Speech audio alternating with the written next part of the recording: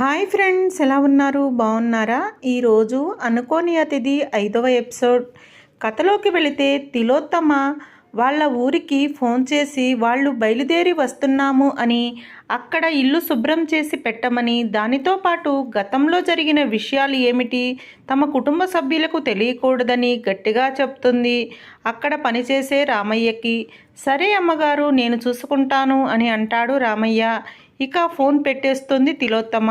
ఒక్కసారిగా గతం మొత్తం తిలోత్తమ కళ్ళ ముందు మెదిలాడుతుంది.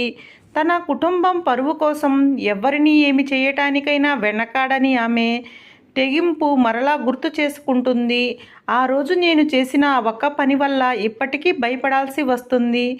అందరికీ ఎంతో గొప్పగా కనపడే నా జీవితం వెనుక ఉన్న చీకటి కోణం ఎవ్వరికీ తెలియకూడదు. నేను చనిపోయే వరకు ఇలానే ఉండాలి అని అనుకుంటుంది తిలోత్తమ. ఇక ప్రీతి వాళ్ళ అమ్మ దగ్గరకు వెళ్ళి, ఏంటమ్మా అమ్మమ్మ ఆ పల్లెటూరికి వెళ్ళాలి అంటుంది. నాన్సెన్స్, నేను రాను. అక్కడ అంతా డర్టీగా మట్టి నేలలు, బఫెలోస్ అవి వేసే షిట్స్, చిచి నేను రాను, కంపు కొడుతుంది అని ముక్కు మూసుకుంటుంది ప్రీతి.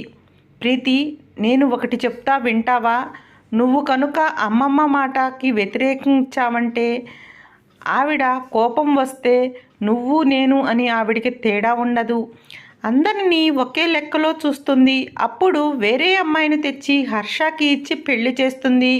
అప్పుడు నువ్వు ఈ ఇంట్లో, నేనేమో ఆయాలాగా, నువ్వేమో పని మనిషిలాగా బ్రతకాలి అని చెప్పి అనగానే ఒక్కసారి ప్రీతి ఫ్యూచర్ని ఊహించుకుంటుంది. అప్పుడు తను గిన్నెలు తోముతూ, పాత చీర కట్టుకొని, ఇల్లు ఊడుస్తూ, బూజులు పారగొడుతూ పనిచేస్తూ ఉంటే ఎవరో ఒక ఆవిడ వచ్చి, ఏంటి ఇలా చేస్తున్నావు, నీట్గా చెయ్యి, లేకపోతే ఈరోజు నీకు ఫుడ్ కట్ అని అంటుంది. లేదమ్మగారు, నీట్గానే చేస్తాను అని చెప్పి తను పని చేసుకుంటూ ఉండటం, వాళ్ళ అమ్మ వీళ్ళకి పుట్టిన పిల్లల్ని ఎత్తుకొని ఆడించటం, అవన్నీ తన కళ్ళ ముందు కనిపించాయి. నో అని పెద్దగా అరుస్తుంది. చూసావా మన ఫ్యూచర్ ఎలా ఉందో, అందుకని నోరు మూసుకొని అమ్మమ్మ మాటని ఫాలో అవ్వు అని చెప్పి అంటుంది. సైలెంట్గా ప్రీతి తల వంచుకొని కూర్చుంటుంది. మీ నాన్న కనుక ఉండి ఉంటే ఇప్పుడు నీ ఇష్టం వచ్చినట్లు ఉండేదానివి, మనకి కష్టం ఉండేది కాదు. కానీ ఆ భగవంతుడి మీద, నా నుదుటి మీద సుమంగళి రాత రాయలేదు అని కన్నీరు పెట్టుకుంటుంటే ఇక ప్రీతికి బాధ అనిపించి, అమ్మా నువ్వు బాధపడకు, నీ మాట వింటాను అంటుంది ప్రీతి.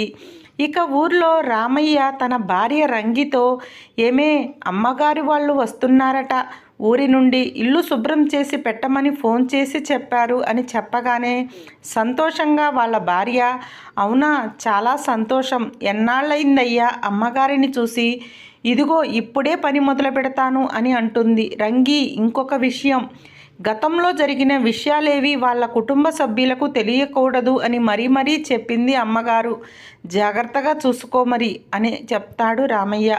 అట్లాగేనయ్యా అని అంటుంది వాళ్ళ భార్య రంగి.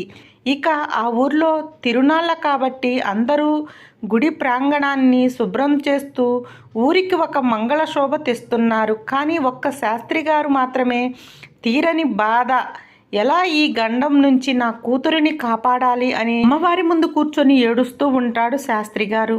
అమ్మా నీవే దిక్కు, నిన్నే నమ్ముకున్నాను, నువ్వు తప్ప నాకు వేరే దారి లేదు అని చెప్పి అమ్మవారి పాదాలు పట్టుకొని ఏడుస్తూ ఉంటాడు శాస్త్రి గారు.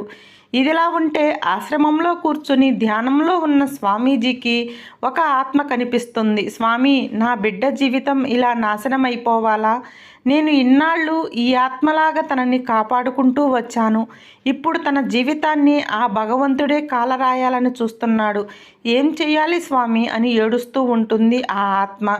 నువ్వేం బాధపడకు నాయనా, నిన్ను ఈ స్థితికి తీసుకువచ్చిన కుటుంబ వారసుడే నీ బిడ్డని కాపాడతాడు అని చెప్పగానే, ఎవరు స్వామి ఆ మహానుభావుడు అని చెప్పి అనగా, నీ చావుకు కారణమైన కుటుంబ వారసుడే అని చెప్పి అనగానే, అదెలా స్వామి, నన్ను చంపిన వాళ్ళు నా బిడ్డని బతకనిస్తారా? అది తనకి మంచి చేస్తారా అని ఏడుస్తూ ఉంటే, భగవంతుని లీలలు నువ్వు నేను మార్చలేము నాయనా, నేను చెప్పినట్లు చెయ్యి, నీ కూతురి జీవితం ఒక గొప్ప స్థాయికి వెళుతుంది అని చెప్పగా, సరే స్వామి, మీరు చెప్పినట్లే చేస్తాను అని ఆ ఆత్మ వింటుంది. స్వామీజీ చెప్పే మాటలు. సరే స్వామి, అలానే చేస్తాను అని అక్కడ నుంచి ఆత్మ అంతర్ధానమైపోతుంది. ఆ ఆత్మ ఇక చిన్నగా నవ్వుతూ ఉంటాడు కళ్ళు మూసుకొని స్వామీజీ. పక్కనే ఉన్న శిష్యుడు అడుగుతాడు, ఏమైంది గురువుగారు, ఎందుకు మీరు నవ్వుతున్నారు అని. అంటే ఆ భగవంతుని లీలలు అర్థం చేసుకోవటం ఎవరి వల్ల కాదు. ఎవరి వల్ల ప్రాణం పోయిందో వాళ్ళ కుటుంబ సభ్యుల వల్లే తన బిడ్డ పరువు ప్రాణం కాపాడుతున్నారు.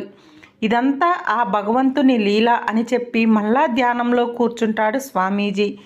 ఇంతకీ స్వామీజీ ఆత్మకి ఏం చెప్పాడు? అసలు ఎవరు ఆత్మ? ఎందుకంతలా బాధపడుతుంది? తను అలా అవడానికి కారణం ఎవరు అనేది ముందు ముందు ఎపిసోడ్లో తెలుస్తుంది. కథ చాలా ఇంట్రెస్ట్గా ఉంటుంది. వీడియో కనుక మీకు నచ్చితే లైక్ చేయండి, షేర్ చేయండి, కామెంట్ చేయండి. మరిన్ని వీడియోల కోసం మా ఛానల్ని సబ్స్క్రైబ్ చేయండి. పక్కనే ఉన్న బెల్ ఐకాన్ నొక్కండి. Thank you for watching.